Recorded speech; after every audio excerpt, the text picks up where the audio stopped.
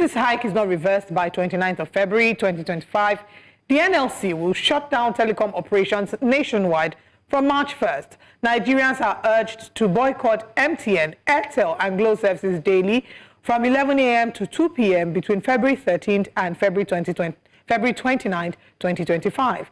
The NLC accuses the government of failing to protect citizens from corporate exploitation and demands strict regulation. Let's discuss this with Comrade Ismail Adejumo, who is the NLC Lagos chapter PRO. Good morning, Comrade Adejumo. Thank you for joining us on the show this morning. Now, the NLC, you've rejected this, calling it a violation of the agreement with the government. Can you give us details of what this agreement with the government was about and, what the terms were? Thank you very much. You will recall vividly that the hike in tariff of telecom has been a contentious issue recently, apart from the electricity that we are battling with side by side.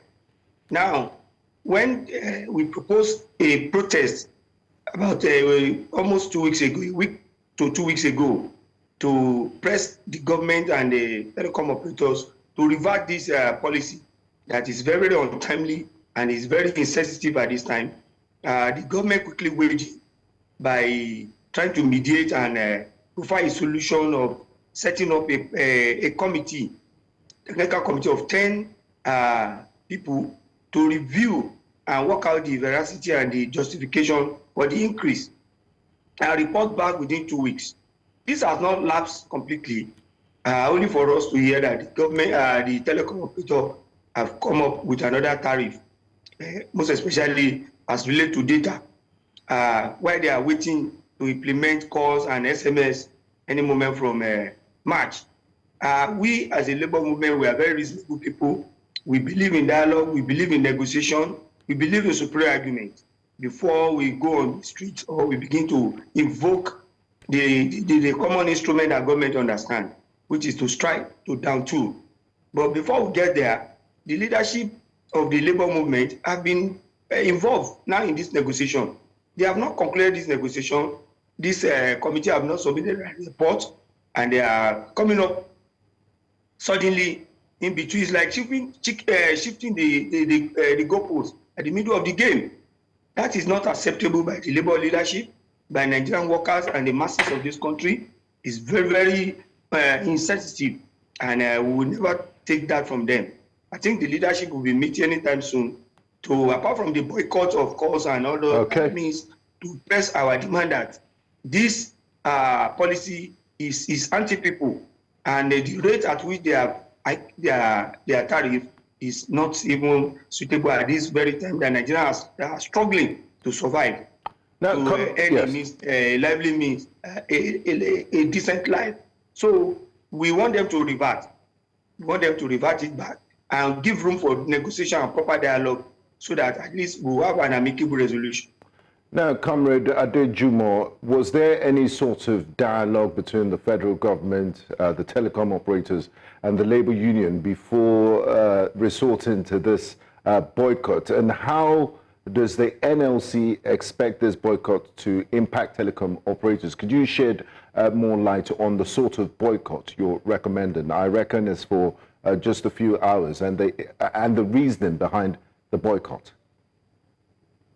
Yeah, thank you very much. This is another tools, another ways and means of telling them that Nigerians are not people they can just take for granted. They live and survive with our daily patronage.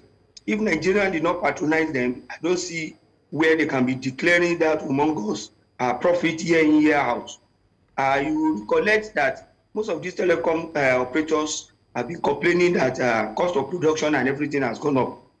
Quite frankly and honestly, we share in their sentiment and their situation that at least there is need at this time for a reasonable upward review to justify the inflationary rate and so many other costs of production and other running costs.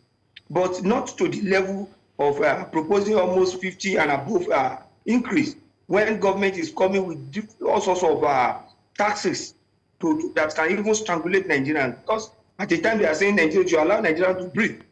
We have passed that level now that Nigeria can no longer breathe. They are highly suffocated.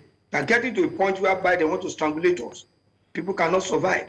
So how can you imagine if you are buying data as high as what they are proposing today? How do you want people to communicate? Data usage is one of the means by which people, genuine and decent Nigerians, create content online from the comfort of their home when there is no job. Now you are taking that away from them. So the dialogue along this line will be ongoing. We have been engaging government that you cannot stifle our means of communication. If you cannot communicate freely, how do you want information to be to cascade down to the grassroots? People in the rural too, need this means of communication to get abreast with the development in the urban. So by the time you are now taking it out of their reach, how do you want the society to people will now be living on falsehood? They cannot get fact-check information timely. So it is very, very dangerous for our democracy, for us as a nation. We plead with the government and all the regulators and the stakeholders in the telecom to consider this, because dialogue is our own ways of resolving issues.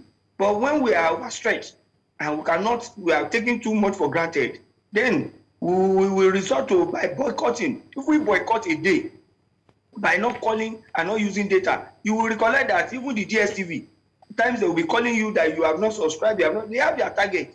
If you boycott them tactically, Comrade Adejumo, and they will realize. Comrade Adejumo, do you genuinely believe? And they have to be. Comrade Adejumo, if you can hear me, I'd like to please interject at this point. Do you genuinely believe that the NLC and Nigerians can actually boycott telecoms operators? Our lives have revolved around the use of internet. So if you tell Nigerians to boycott this service providers, people work from home remotely, people have to make calls. How do you really expect that to pan out? This just sounds like mere talk. It's why we are asking, what exactly is, the ask? You've asked for them to revert. So what exactly is the boycott going to look like? Are you going to tell people not to make calls, or they're not going to go on social media? They're not going to join their Zoom meetings? What is it going to look like, really? And is it just not maybe mere talk? Thank you very much. We know the global trend now is to work remotely and work smartly. After the COVID, everybody knows that the global world is now, working remotely. People, even you realize that government also gives some days off to cushion the effect of this inflation and the subsidy removal. We know it's going to inflict some pains on us, but I can assure Nigerians that no gain, no pain. Oh. There cannot be any sustainable gain without some pain. We have to exercise some sacrifice. All right. Observe some sacrifice to revive this country and to get us out of the hand of these bourgeois who are ready to strangulate life from us. So we need to reduce. If we are subscribing, let me say, for instance, you are buying a data of about maybe 10,000 or 5,000. You can reduce to 1,000. Do some minor transaction with it for now in solidarity. All right. We as a labor movement, when we are going on strike, it doesn't come easy for us. Comrade Adejumo, we have to go now. Sacrifice so many things. Comrade Adejumo, unfortunately, we have to end the conversation. We have to go now. Nigerians certainly get the picture.